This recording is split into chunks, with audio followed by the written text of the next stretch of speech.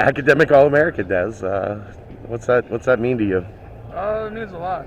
As student athletes, we, don't only come here to play football, but also to get a degree.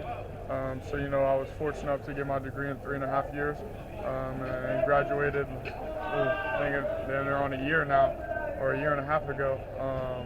So I was fortunate enough to do that, and continue my career. Not to start a scandal or anything, but didn't you like intern with the football team this year or something like that? Yeah, so a lot of people have certain goals and dreams they want to achieve in life, and after the NFL, I want to possibly be a coach, and so the best way to do that, why not, is to intern with our coaching staff. So I was able to do that this whole semester, and not only did it prepare me for coaching later in my life, but it also prepared me for the season as well. What'd you learn? Anything specific that you can share? That coaches have a hard work schedule, that's for sure. Especially when they have a family, whether that be one child or multiple children. It's definitely tough on the spouses for sure. Shout out to Miss Fickle and all the other coaches' wives. But yeah, it's a rough schedule that they have, but at the end of the day, I think they do it not only for the love of the game, but for the love of their players as well. Who's smarter, you or Alec? And what? Life. Engineering. I'm gonna go engineering. I'm gonna go AP. I'm gonna go streets and football. I think I'll take that. You normally with bowl practice, with a lot of focus on the young guys, getting them ready. How is that different this year when the stakes are a little bit different with the bowl game? Not much has changed as far as the way we go about our practice. We still get our work in towards the early part of practice, and it's a lot of attention to detail, a lot of focus. And then, at the later part of practice, it's all young guys, and, it's really just to better and develop them. Coach Fig always says, you don't have to know exactly what you're doing or what's going on. He just wants to see the young guys flying around playing football. Even though that we're in the playoffs, that we're not saying it's still a bowl game or bowl practice, but it's how we use our extra 15 practices. Put your Coach Ritter hat on. How has Evan looked here this past couple practices? He's looked good. He's definitely developed throughout the course of the season. I think it's going to be really interesting to kind of see how he develops in the off season and then moving on in the next season. But he's doing really well. You got him ready? Yeah, well, he's ready. He'll be ready. Coach mentioned yesterday that you guys haven't totally gone into like prep mode specifically for Alabama yet. What about you? Are you doing any of that, or are you just kind of focusing on what the team's doing right now? I've kind of broken it down by each formation and just kind of go through it how we went through the game plan as coaches up in the office. I've broken it down that way. Haven't watched very many games from start to finish, more so of just cut-ups, but we're getting started on that as a team. Just kind of base introduction, some of the base down situations, some of the third down and red zone stuff we'll get in tomorrow. We don't want to overload everyone and everything right now. But I think starting into next week, and then obviously when we come back, it'll be full.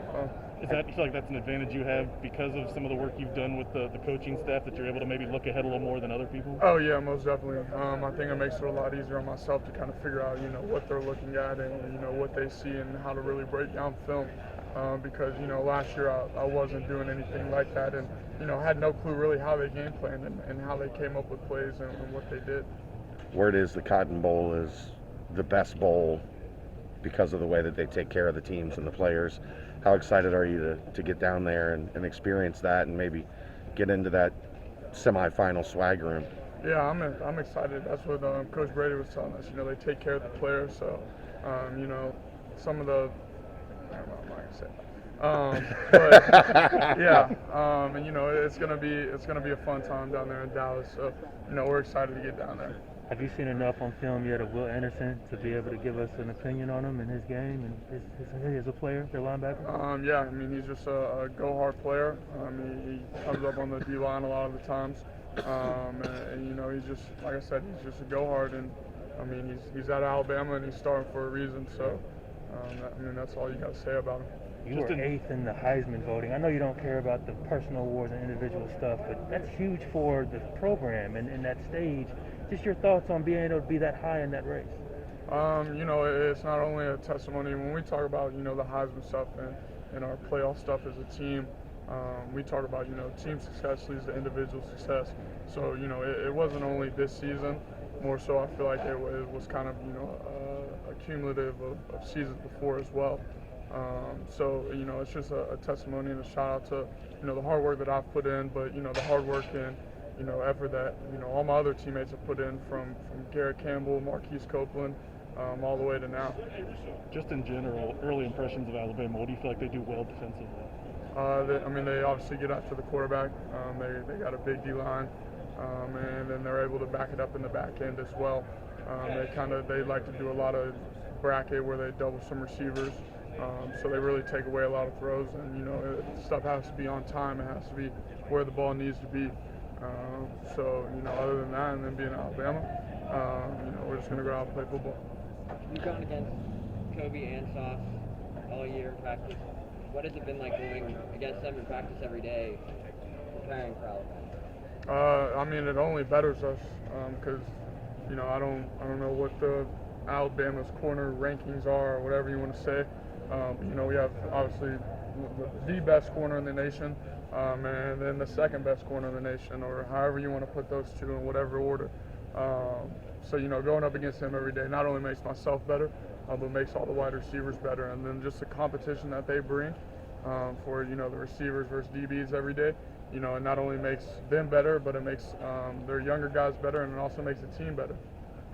You didn't get like a bowl experience last year, but this year there's business to take care of. Are you going to make sure you have maybe a couple hours or a day where you can soak it in and enjoy it?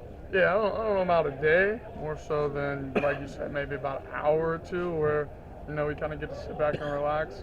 So, no, you know, I think we went down there maybe 2 days early or a day early last year. So to be able to get down there and, you know, have the full bowl week experience and be able to practice down there for a week, it's going to be fun.